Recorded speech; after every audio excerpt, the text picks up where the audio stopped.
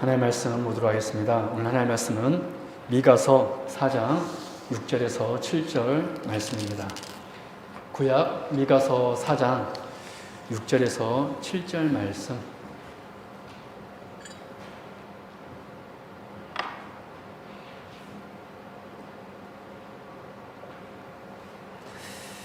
미가서 4장 6절에서 7절 말씀 제가 봉독해 드리겠습니다. 여호와께서 말씀하시되 그날에는 내가 저는 자를 모으며 쫓겨난 자와 내가 환난 받게 한 자를 모아 발을 저는 자는 남은 백성이 되게 하여 멀리 쫓겨났던 자들이 강한 나라가 되게 하고 나 여호와가 시온산에서 이제부터 영원까지 그들을 다스리리라 하셨나니 아멘. 오늘 오신 여러분들을 진심으로 환영합니다. 하나님께서 우리에게 큰 은혜를 줄 줄로 믿습니다. 미가서 5장 2절 말씀은 우리가 잘 알고 있는 장차 오실 메시아가 베들레헴에서 태어날 것을 예언되어 있는 말씀입니다. 미가서 5장 2절 베들레헴 에브라다야 너는 유다 족속 중에 작을지라도 이스라엘을 다스릴 자가 내게서 내게로 나올 것이라 그의 근본은 산고에 영원에 있느니라. 그런데 우리가 이 잘 알고 있는 이 메시지는 미가서 전체를 보자면 4장부터 시작되는 메시아 왕국의 도래라는 큰 주제의 한 부분에 속해 있습니다. 이런 미가서는 1장부터 3장까지는 심판에 대한 메시지이고 4장부터는 회복에 대한 메시지인데요. 오늘 미가서 4장 1절 말씀을 보면 이사야 2장 1절에도 기록된 말씀이 똑같이 나옵니다. 끝날에 이르러는 여호와의 전의 산이 산들의 꼭대기에 서며 작은 산들 위에 뛰어나고 민족들이 그리로 몰려갈 것이라. 그런데 이 4장 1절부터 회복의 말씀이 이제 선포되는데 이 회복의 말씀이 어떤 상황 속에서 주어지냐면 바로 앞절인 3장 12절 우리 같이 한번 볼까요? 같이 봅니다. 시작. 이러므로 너희로 말미암아 시온은 갈아엎은 밭이 되고 예루살렘은 무더기가 되고 성전에 사는 수풀의 높은 곳이 되리라. 즉 오늘 본문 미가서 4장 말씀은 예루살렘과 시온산이 폐허가 될 것인데 하나님께서 마지막 때에 미가서 5장 2절에 예언된 왕, 그 메시아, 주 예수 그리스도를 통하여서 다시 회복시키겠다는 말씀인 것입니다. 그래서 오늘은 베들레헴에서 태어나신 메시아께서 회복시키는 사람들이 과연 누구인가? 우리 주께서 회복시키는 사람들은 과연 누구인가에 대해서 살펴보려고 합니다. 오늘 말씀을 들을 때 하나님의 큰 은혜가 임하기를 주님의 이름으로 축원합니다. 그럼 첫 번째로 베들레헴에서 태어나신 그 주님께서 회복시키는 사람들, 그 죄 가운데에서 구원시키는 그 사람들은 과연 누구일까요? 하나님께서는 어떤 사람들을 회복시킬까요? 오늘 미가서 4장 6절 7절에 보면 하나님께서 회복시키는 사람들이 나옵니다. 여호와께서 말씀하시되 그날에는 내가 저는 자를, 여러분 성경에서 저는 자들은 아무것도 할 수 없는 정말 약자 중에 약자가 저는 자들입니다. 지금도 여러분 장애인들이 참 살기가 쉽지 않잖아요. 근데 이때 당시에는 얼마나 더 힘들었겠습니까? 저는 자들이라는 것은 아무것도 할 수 없는 약자 중에 약자들의 대표자들이 저는 자들입니다. 내가 저는 자를 모으며 쫓겨난 자와 내가 환난 받게 한 자를 모아 발을 저는 자는 남은 백성이 되게 하며 멀리 쫓겨난 자들이 강한 나라가 되게 하고. 여러분 미가서가 말씀하시는 그 메시아, 베들레헴에서 태어나신 그 메시아가 회복시키는 사람들이 누구입니까? 즉 하나님 나라의 백성은 누구냐는 것입니다. 성경은 놀랍게도 그들이 바로 저는 자들이라고 표현하고 있습니다. 쫓겨난 자들, 환난 받은 자들. 그런데 하나님께서는 이 저는 자와 쫓겨난 자와 환난받은 자를 하나님께서 모으셔서 남은 백성이 대기하고 강한 나라가 대기하여서 여호와께서 시온산에서 영원까지 그들을 다스리겠다라고 선포하고 있습니다. 여러분, 하나님은 그래서 어떤 사람들을 모아서 자기 백성이 되게 하십니까? 또 그들을 영원토록 다스리십니까? 바로 저는 자들입니다. 여러분, 이 말씀은 미가서에만 비단 기록된 것이 아니라 성경 전체에 흐르는 메시지입니다. 여러분, 구약 신명기 7장 7절의 말씀 보면 이런 말씀이 있습니다. 한번 들어보세요. 구약 신명기 7장 7절 말씀. 여호와께서 너희를 기뻐하시고 너희를 택하심은, 여기서 2인칭 너희는 누구냐면 이스라엘 백성들입니다. 여호와께서 이스라엘 너희를 기뻐하시고 너희를 택하심은 너희가 다른 민족보다 수요가 많기 때문이 아니니라. 너희는 오히려 모든 민족 중에서 가장 적으니라. 여러분, 이것이 하나님의 방식입니다. 왜요? 성경이 말하는 하나님의 나라란 인간의 힘과 능력이 배제된 오직 하나님의 능력으로만 세워지는 나라이기 때문에 그렇습니다. 여러분, 그래서 우리 하나님께서 모으시는 사람들이 누구입니까? 저는 자들입니다. 우리 하나님께서 이스라엘 백성들을 택하신 이유가 너희가 다른 민족들보다 뛰어나기 때문이 아니다. 근데 지금 이스라엘 사람들은 오해하고 있잖아요. 우리는 선민이다. 우리는 선택된 민족이다. 왜냐하면 대단한 사람이기 때문에 선민이라고 생각합니다. 그 선민 의식 때문에 그 이스라엘이 그렇게 교만해진 겁니다. 그러나 하나님께서는 반대 이야기를 하고 있죠. 내가 너희를 택한 것은 너희들이 대단해서가 아니라 오히려 너희들이 다른 민족 중에 작기 때문이다. 여러분, 교회는 누구입니까? 큰 자들이 아닙니다. 교회는 작은 자들의 교회입니다. 여러분, 이것은 단순히 세상적으로 가난한 사람들이 모이는 곳이 교회라는 의미가 절대로 아닙니다. 이걸 그냥 문자적으로만 그렇게 생각하면 안 됩니다. 여러분, 교회는 저는 자들의 교회입니다. 그래서 베들레헴에서 태어나신 우리 주님께서 회복시킨 사람들은 누구냐면 바로 오늘 미가서에 기록된 저는 자들이고 신명기 7장 7절에 기록된 적은 자들입니다. 그러면 이제 두 번째로, 그렇다면 미가서에서 말씀하고 있는 이 저는 자들, 하나님의 남은 백성이 되게 하겠다고 그랬는데 이 저는 자들이 과연 누구냐는 것입니다. 오해하지 말아야 될 것은 제가 아까도 말씀드렸던 것처럼 여기에서 저는 자들은 단지 세상적으로 꼭 가난한 사람을 말하는 것이 아님을 알아야 됩니다. 왜냐하면 성경에서는 하나님께서 왕도 하나의 백성으로 삼으시고 부유했던 아브라함도 하나의 백성을 삼으시고 정말 부유했던 욥도 하나의 백성도 삼으시고 그를 정말로 귀하게 여겼기 때문에 그렇습니다. 그래서 우리는 단순히 여기서 저는 자들을 그냥 문자적으로 힘이 센 사람, 지혜로운 사람, 부유한 사람은 해당되지 않는구나 이렇게 생각해서는 안 됩니다. 여러분, 저는 자들은 영적으로 단순히 그렇게 약자들이 아닙니다. 그래서 오늘 우리가 성경에서 말하는 영적으로 저는 자들이 누구인지를 바로 알기 위해서는 미가서 5장 2절, 그 베들레헴에서 태어나신 그 왕, 미가서 5장 2절에 예언된 그 왕에게 와서 경배한 사람들을 살펴보면 성경이 말하는 저는 자들이 누구인지를 우리는 알 수 있을 것입니다. 그렇겠죠.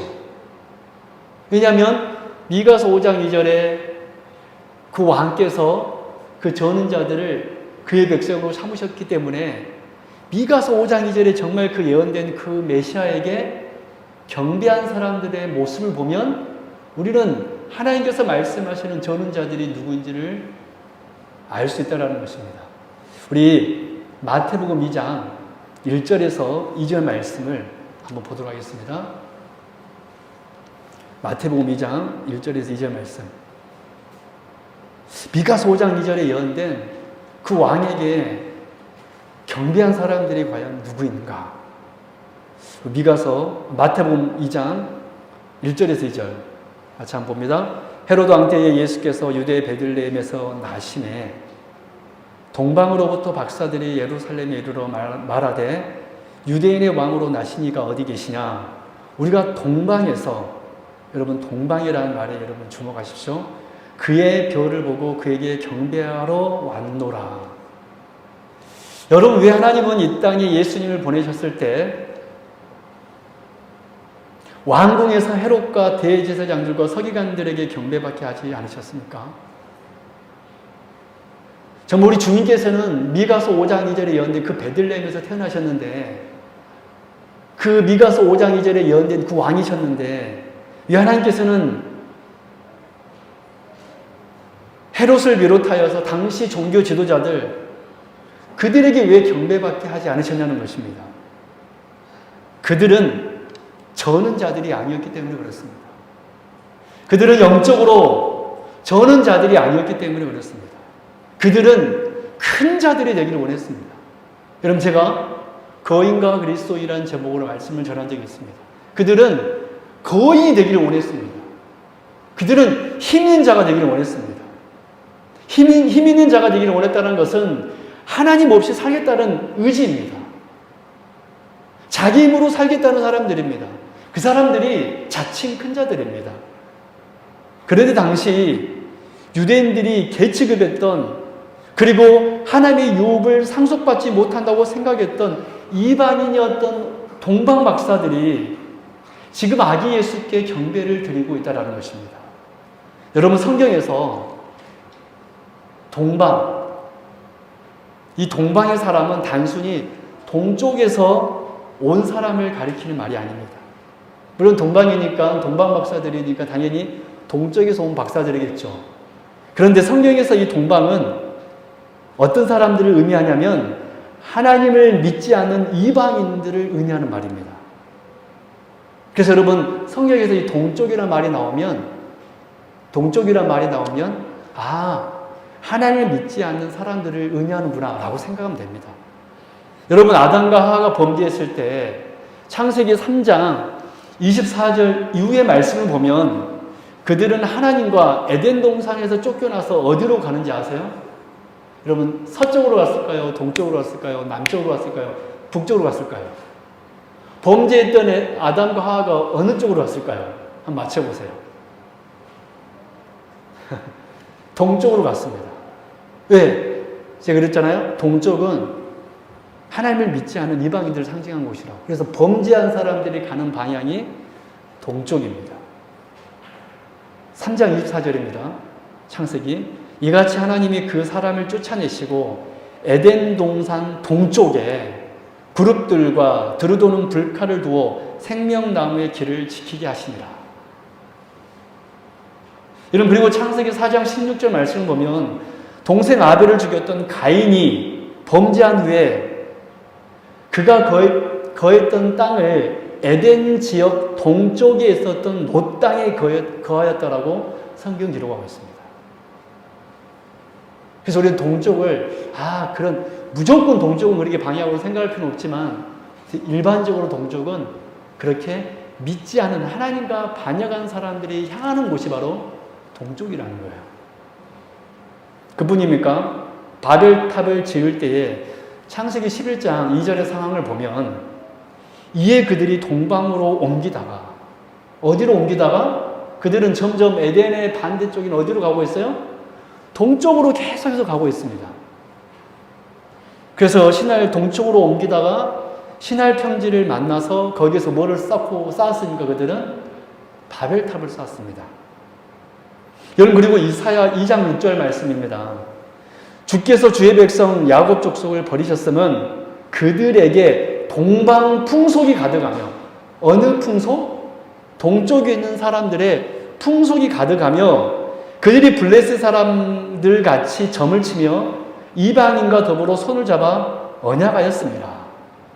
이사야에서도 하나님이 이 야곱 족속을 버린 이유가 동방 족속, 즉 하나님을 믿지 않는 이방 사람들의 풍속을 따랐기 때문이라고 기록하고 있습니다. 그래서 동방은 이렇게 하나님을 믿지 않는 사람들을 가리킵니다. 에스겔도 그렇게 표현되어 있습니다. 에스겔 25장 4절. 그러므로 내가 너를 동방 사람에게 기업으로 넘겨주리니 그들이 너의 가운데 진을 치며 너의 가운데 그 거처를 베풀며 너의 열매를 먹으며 너의 젖을 마실지라. 그럼 제가 성경을 연구하면서 그렇구나. 저는 동방박사 하니까 동쪽은 좋은 곳이야 라고 늘 이렇게 생각했었는데 여러분 그렇죠. 그래서 우리나라 보면 이단들이 제일 많은 게 뭔지 아세요? 이 동쪽에서 우리가 바로 이 동쪽에 있는 사람들 아니냐. 그래서 이 동쪽에서 어떤 한 사람이 태어났는데 그 사람이 웃긴 소리에 말라가십시오. 어떻게 이만희 같은 사람이 자기가 성령님이 될 수 있습니까? 정말 그런 사기꾼도 없습니다. 정말 화가 나요. 정말 그런 사람을 보면 저는. 어떻게 자기가 하나님이라고 그렇게 합니까? 그런 악한 자도 없습니다. 자기가 동쪽에서 태어났다는 거예요. 정말 웃기지도 않죠.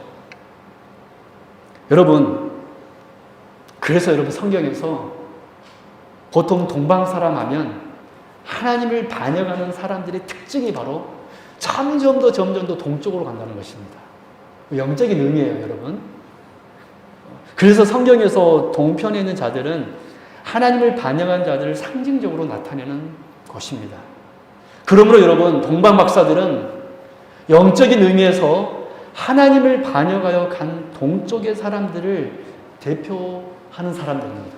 대표자들입니다. 그런데 놀랍게도 하나님을 반영했던 이 동방의 사람들이 정말 놀랍게도 이 동방의 사람들이 아기 예수께 와서 엎드려 경배를 드린 것입니다.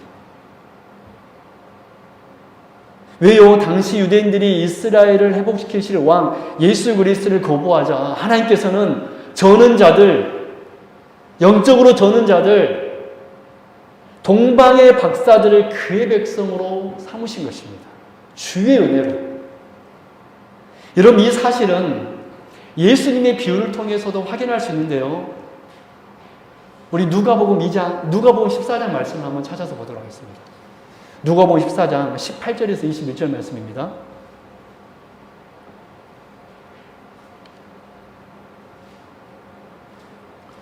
오늘 하나님 말씀의 제목이 저는 자들이니까 이 저는 자들이라는 단어를 여러분 생각하면서 한번 이 말씀을 한번 보셔요. 누가복음 14장 18절에서 21절 같이 읽을까요? 시작. 다 일치하게 사형하여 그 다음에 그러므로부터 읽어보겠습니다. 그러므로 가지 못하겠노라 하는지라 21절입니까? 종이 돌아와 주인에게 그대로 고하니 이에 집 주인이 노하여 그 종에게 이르되 빨리 시내의 거리와 골목으로 나가서 가난한 자들과 몸 불편한 자들과 맹인들과 누구를 데려오라? 저는 자들을 데려오라 하니라. 여러분, 먼저 초청받은 자들인, 즉 당시 유대인들은 먼저 초청받은 사람들은 당시 유대인들을 가리키는데 그들은 모두 다 주인의 잔치를 거절하였습니다. 그러자 이 주인이 누구를 초청합니까? 가난한 자, 불편한 자, 맹인들, 저는 자들을 다시 초청하게 합니다. 여러분, 그래서 어떤 사람들이 저는 자들입니까? 심령이 가난한 자들이 저는 자들입니다. 영적으로 심령이 가난한 자들이. 사랑하는 성도 여러분, 이 세상은 다 큰 자들이 데려갑니다. 절대로 저는 자가 되기를 원하지 않습니다. 그들은 그들의 힘과 권력을 가지면 자신의 힘과 능력을 자랑합니다. 그러나 하나님의 백성들인 저는 자들은 자신들이 아무것도 아님을 알고 이렇게 오히려 고백합니다. 여러분, 다윗의 고백을 들어보십시오. 여호와는 나의 목자시니 내가 부족함이 없으리로다. 여호와는 나의 목자시니 나는 양입니다. 나는 약자 중에 약자입니다. 나는 아무것도 할 수 없습니다. 여호와 하나님께서 나를 돌봐주실 때만이 나는 부족함이 없습니다. 다윗이 곧 저는 자였다는 것입니다. 저는 자들은 당시 아무것도 할 수 없는 약자 중에 약자라고 그랬잖아요. 주의 긍휼을 구하는 사람들입니다. 여러분, 오늘을 살아갈 때 여러분 하나님의 긍휼을 구하는 저와 여러분 될 수 있기를 바랍니다. 오늘을 살아갈 때 주의 힘이 필요함을 알고 간구하는 우리가 되길 바랍니다. 주의 은혜가 없으면 단 하루도 살 수 없음을 고백하시고 동방 박사들이 그랬던 것처럼 헤롯 임금에 엎드리는 것이 아니라, 여러분 동방 박사들이 헤롯 왕에게 와서 그들은 경배한 것이 아니라 오히려 베들레헴에서 태어나신 그분이 누구인가, 어디서 태어났는가, 그것을 물어봤습니다. 우리가 그에게 경배하러 왔노라. 여러분, 이 고백이 무슨 고백입니까? 오직 하나님에게만, 오직 구원자에게만 엎드려 경배하겠다라는 신앙 고백이었던 것입니다. 곧 그들이 아기 예수께 엎드린 저는 자들, 곧 하나님의 백성들입니다. 이제 세 번째로, 저는 자들인 하나님의 백성들이 왕께 어떻게 경배를 드렸는지를 우리가 마지막으로 우리가 살펴보면서 그 고백이 저와 여러분들의 고백이 될 수 있기를 바랍니다. 우리 마태복음 2장 11절 말씀을 한번 보도록 하겠습니다. 마태복음 2장 11절.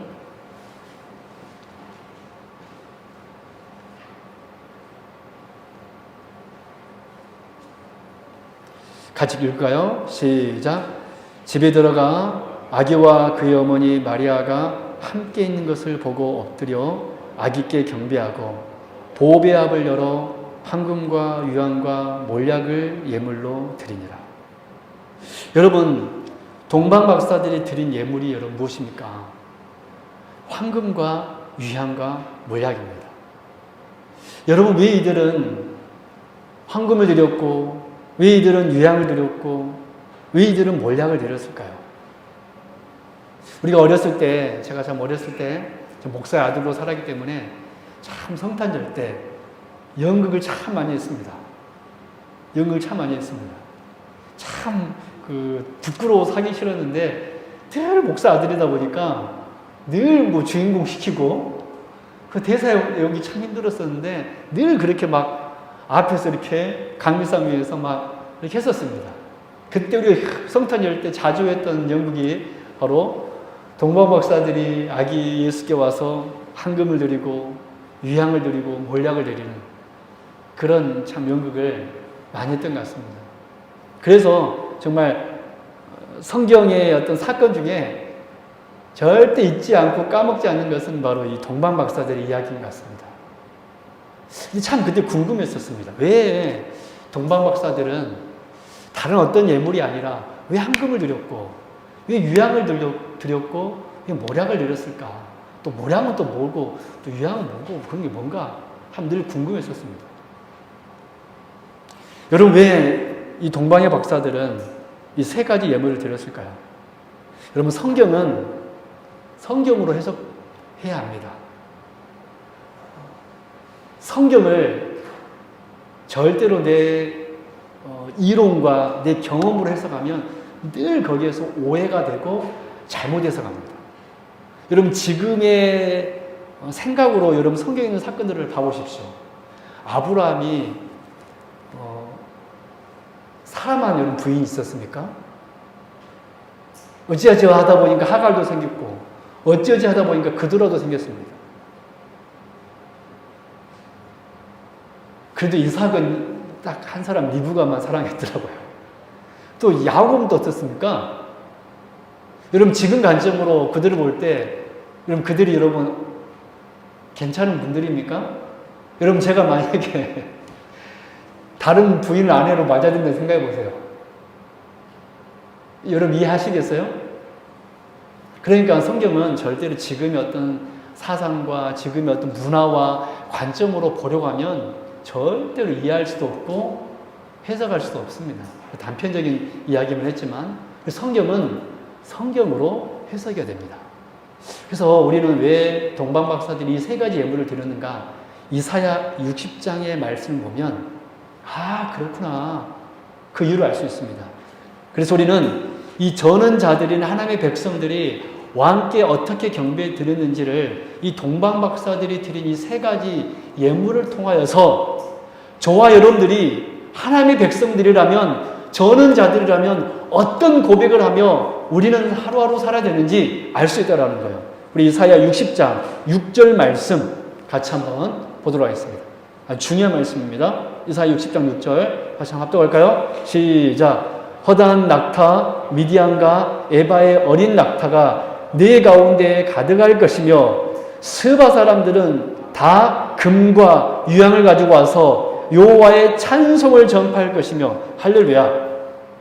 여기 보면 이 스바 사람, 이방인들이죠. 이방인들이 뭐와 뭐를 가지고 옵니까? 금과 유향을 가지고 와서 여호와의 찬송을 전파할 것이며 라고 예언되어 있습니다. 여러분, 그래서 성경에서 이 황금과 유향은 무엇이냐면 그것은 바로 이방인들이, 스바 사람들은 이방인들을 또 나타내는 사람들이잖아요. 황금과 유향은 성경에서 뭐냐면 이방인들이 하나님 나라를 향하여 나아오면서 가지고 오는 선물이 바로 이 황금과 유향입니다. 즉 미가 선지자가 예언한 메시아가 도래하고 메시아가 태어나고 그래서 하나님의 나라가 다시 회복될 때, 그때 이방 사람이 재물을 가지고 오늘 미가 4장 1절 보면 몰려들 것인데 그 재물이 바로 황금과 유향을 가지고 온다는 것입니다. 그래서 오늘 우리가 본 이 마태복음 2장에서 예수님께 찾아온 이 동방의 박사들이 굳이 다른 예물이 아니라 황금과, 이 동방의 박사들이 황금과 유향을 드린 것은 이사야 60장에 예언된 황금과 유향을 드린 것은 이 아기 예수가 바로 구약에 예언된 회복자, 자신들의 회복자, 열방의 회복자, 교회의 회복자이기 때문에 이 동방 박사들이 하나님 앞에 이 아기 예수께 황금과 유향을 드렸고, 마태는 굳이 동방의 박사들이라고 기록하고 있고, 마태는 굳이 그들이 드린 예물을 빠지지 않고 황금과 유향을 드렸다라고 기록하고 있다는 것입니다. 그래서 동방 박사들이 그 아기 예수께 황금과 유향을 드렸다는 것은 그 선물을 받은 그 예수님이 누구라는 거예요? 바로 구약 선지자들이 예언한 바로 그 메시아, 우리의 구원자라는 사실이 증거되는 것입니다. 이런 의미에서 하나님의 백성들인 저는 자들은 이 동방 박사들처럼 주님께 무엇을 드려야 되냐면 황금과 유향을 드려야 됩니다. 이것은 그냥 이것도 여러분 문자적으로 하나님께서 우리에게 황금을 드리라고 그래서 유향을 드리라고 해서 그렇게 여러분 이해하시면 안 되고, 이 황금을 드린다는 이 의미의 영적인 의미는 뭐냐면 예수님만이 우리를 회복시키는 왕이십니다 라는 고백이라는 거예요. 우리가 바로 이 고백을 하라는 것입니다. 우리 이렇게 한번 고백해 볼까요? 그럼 저를 한번 따라해 보세요. 예수님만이 나를 회복시킬 수 있습니다. 예수님만이 나의 구원자이십니다. 이것이 바로 황금과 유향을 드리는 의미예요.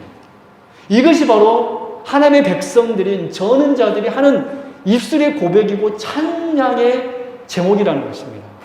여러분, 우리 매 순간 이렇게 우리 하나님을 찬양하도록 하겠습니다. 황금과 유향을 드리면서 하나님, 주님만이 나의 왕이십니다. 동방 박사들은 바로 이 믿음으로 드렸습니다. 그것도 아기 예수께, 그것도 냄새나는 이 마구간에 누워있는 그 아기 예수께. 여러분, 이 믿음이 얼마나 큰 믿음입니까? 여러분, 왕궁에서 태어난 아이도 아니고 어떻게 냄새나는 마구간에 태어난 이 아이를 보고 왕이라고 말할 수 있습니까?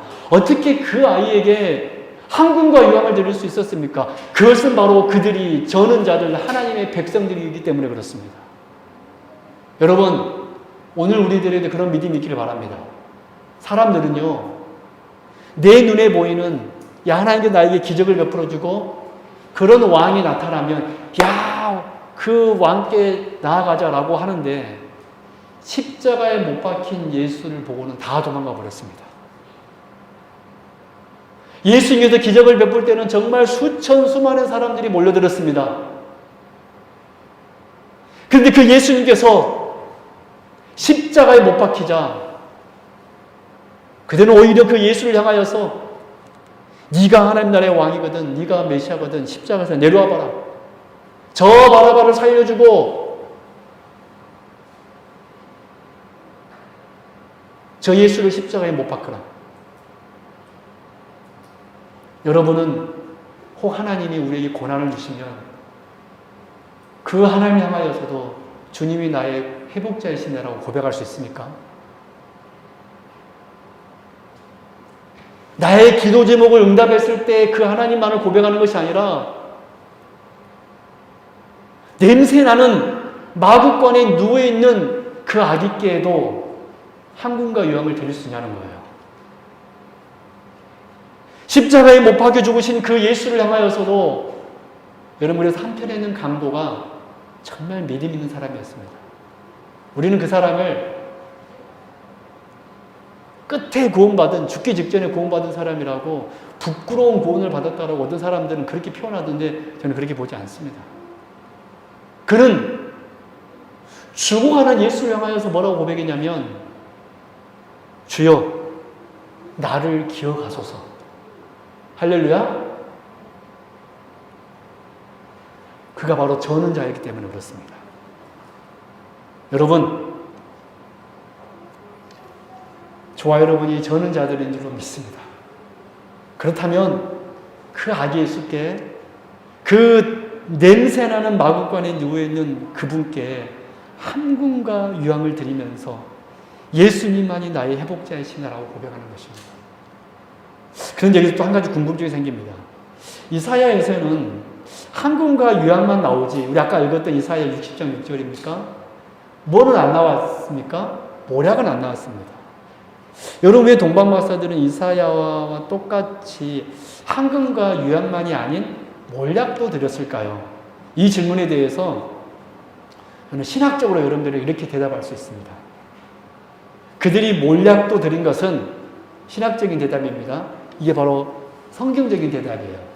구약의 내용을 이루면서도 한금과 유황을 드렸기 때문에 구약의 내용을 이루면서도 여기에 신학적 진전이 있는 것입니다. 좀 어려운 말이지만 제가 설명해 드릴게요. 여러분, 당시 몰약은 좋은 향을 내는 아주 비싸고 귀한 향유였습니다. 그런데 우리가 주목해야 될 점은 이 몰약이 신약 성경에 보면 딱 두 군데밖에 기록이 되지 있지 않습니다. 그 한 군데가 우리가 아까 보았던 마태복음 2장에서 동방박사들이 아기 예수께 드린 선물이 몰약이라고 성경을 기록하고 있고, 또 한 군데가 요한복음 19장 39절에 기록되어 있습니다. 제가 봉독해 드릴게요. 일찍이 예수께 밤에 찾아왔던 니고데모도 여기서 두 번째로 몰약이 나옵니다. 몰약과 침향 섞은 것을 100리트라쯤 가지고 온지라. 여러분, 요한복음에서 니고데모가 몰약을 가지고 온 이유가 무엇이었습니까? 예수님의 시체를 장사할 때 쓰기 위해서였습니다. 장사용품으로 몰약을 가지고 온 것입니다. 그래서 우리는 이 마태복음 2장과 요한복음 19장의 이 두 말씀을 통해 알 수 있는 것은, 마태복음 2장에서 동방박사들이 아기 예수께 몰약을 드린 이유는 뭐냐면, 하나님은 그들이 한금과 유황뿐 아니라 몰약을 함께 준비하게 하심으로써 우리가 앞에서 말한 교회의 회복과 열방의 회복이 무엇을 통해 이루어질 것인지를 예수님께서 태어나셨던 그때 넌지시 보여주신 것입니다. 지금 무슨 말씀이냐면, 예수님께서, 그 아기 예수께서 열방을 회복시키고 우리를 회복시키시는 방법이 놀랍게도 자신의 죽음을 통해서 이루어질 것임을 동방박사들이 몰약을 드리는 이 사건을 통해서 넌지시 우리에게 보여주신 것입니다. 아마 동방박사들은 자기 자신들도 모르게 드린 이 선물을 통하여서 이 사실을 우리에게 보여주고 있는 것입니다. 여러분, 이것이 성경의 신비입니다. 아마 동방박사들은 거기까지는 몰랐을 거예요. 그런데 성경은, 우리 하나님은 그것을 사용하심으로 한군과 유황을 드린 것은 그 예수님께서 우리의 열방의 회복자라는 것을 우리가 알았잖아요. 근데 모략을 드린 것은 뭐냐면 그 회복을 무엇을 통하여서 이루실 거냐면 바로 당신의 죽으심을 통하여서, 십자가의 죽으심을 통하여서 회복하실 것임을 동방박사들의 세 번째 예물인 모략을 통하여서 보여주신 것입니다. 구약의 내용을 이루면서 여기에 신약적 진전이 있었던 것입니다. 사랑하는 성도 여러분, 그래서 우리 주님께서는 다른 방법이 아닌 십자가의 죽음을 통하여서 교회를 회복하고, 여러분 3월달이 사순절이잖아요. 이제 4월 첫 주가 부활절입니다. 그래서 사랑하는 성도 여러분, 우리 주님께서는 다른 방법이 아닌 십자가의 죽음을 통하여서 교회를 회복하고 열방을 회복하시기 위하여서 이 땅에 오셨습니다. 이것이 그분의 길이고 성부 하나님의 계획이고 성령 하나님의 마음입니다. 여러분, 그래서 교회의 회복은 절대로 다른 어떤 것으로 되는 것이 아닙니다. 바로 예수 그리스도의 죽음과 부활, 이 복음 위에 교회를 세우시고 회복시키는 것입니다. 우리가 만약 복음, 즉 말씀이 아닌 세상의 방법으로 교회를 세우려고 한다면 그 모든 시도가 다 모래 위에 집을 지은 것과 같이 될 것입니다. 그런데 안타깝게도 이 시대의 많은 사람들이, 성도들이, 이 시대의 많은 교회가 복음이 아닌, 말씀이 아닌 다른 방법으로 교회를 세우려고 합니다. 사람들을 교회를 부흥하게 할 수 있다면 세상의 어떤 방법도 다 동원하여서 합니다. 그래서 이렇게 이야기하더라고요. 진리는 변화되지 않을지라도 방법은 변화될 수 있다. 저는 사실 그 말에 동의하지 않습니다. 방법도 성경적으로 해야 됩니다. 할렐루야. 그 방법은 뭐냐면 오직 예수 그리스도의 복음을 통하여서만이 교회는 회복될 것이고 교회는 부흥할 수 있습니다. 왜냐하면 부흥이라는 것은 주의 이름을 부른 자들이 넘쳐나는 것이, 오늘 우리가 주님의 이름을 부르는 그 자체가 부흥이기 때문에 그렇습니다. 할렐루야. 아무리 이곳에 수가 넘쳐난다 할지라도 그 예수 그리스도에 대한 바른 믿음이 없다라면 그 교회는 부흥한 교회가 아닙니다.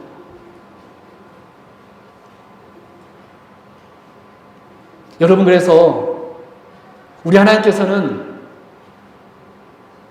그 예수 그리스도의 십자가의 피 묻은 복음을 통하여서 우리를 회복시키십니다.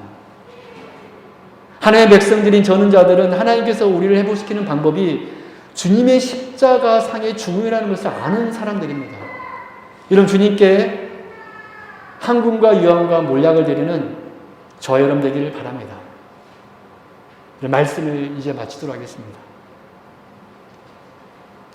여러분, 그 옛날 초대교회 성도들이 그 카타콤으로 들어갔을 때, 로마의 박해로부터 피하여서 카타콤에 들어갔을 때 그들의 고백 중에 이런 고백이 있었다고 합니다. 참으로 놀라운 고백들이 있어서 제가 여러분들이 말씀드릴게요.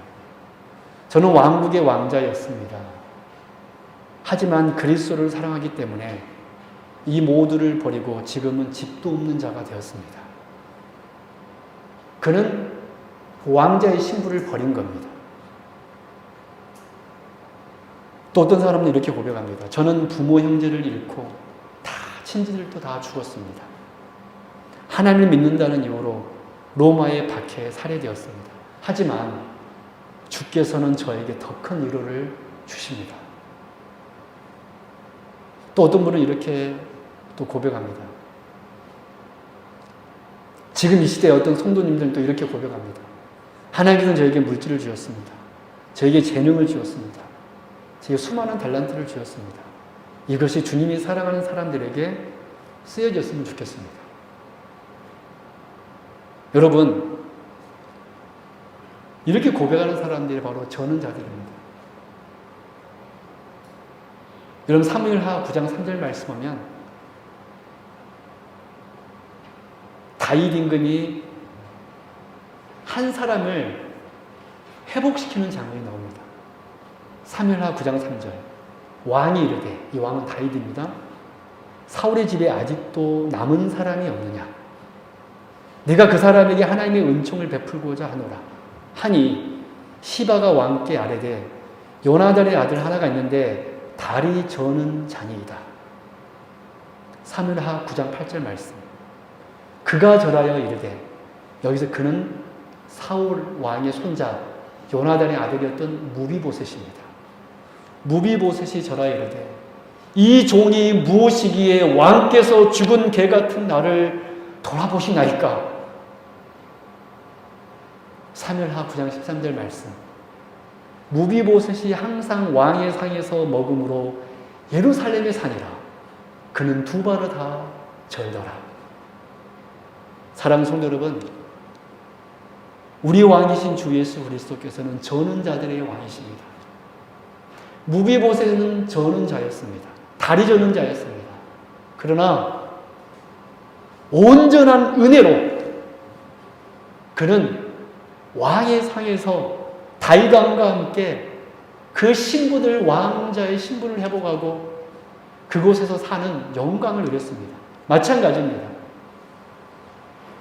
우리가 바로 하나님의 저는 자들인 줄 믿습니다. 하나님께서 오늘 우리들에게도 이런 은혜를 허락하여 줄 줄로 믿습니다. 암흑의 성도가 항상 하나님의 상에서 먹음으로 하나님의 나라의 상이라 그는 두 발을 다 절더라. 오늘 저와 여러분들이 하나님의 백성 저는 자들인 줄로 믿습니다. 그래서 우리가 주님께 부르시는 받는 그날까지 내가 지금까지 지낸 것은 주의 은혜다 라고 고백하는 참으로 은혜 받은 주의 백성들 되기를 주님의 이름으로 축원합니다. 기도하겠습니다. 하나님 아버지 감사합니다. 귀한 날 주시고 우리 사랑하는 성도님들 주께와 엎드려 경배 드릴 수 있는 은혜 주신 감사합니다. 시간 주께 황금과 유향과 몰약을 드리는 저는 자들인 우리 성도님들에게 은혜 베풀어 주옵소서. 주님이 부르시는 그날까지 하나님이 나의 회복자이십니다. 그 회복은 예수 그리스도의 복음으로 말미암아 그 십자가의 보혈의 피로 말미암아 이루어짐을 믿습니다. 라고 고백하는 주의 백성들 되게 하여 주옵소서. 이 나라 이 민족 우리 교회가 주의 복음으로 회복되어지고 이곳에 모인 주의 백성들이 주의 복음으로 말미암아 회복되어지는 놀라운 역사 있게 하여 주옵소서. 감사드리며 거룩하신 예수 그리스도 이름으로 간절히 기도드립나이다.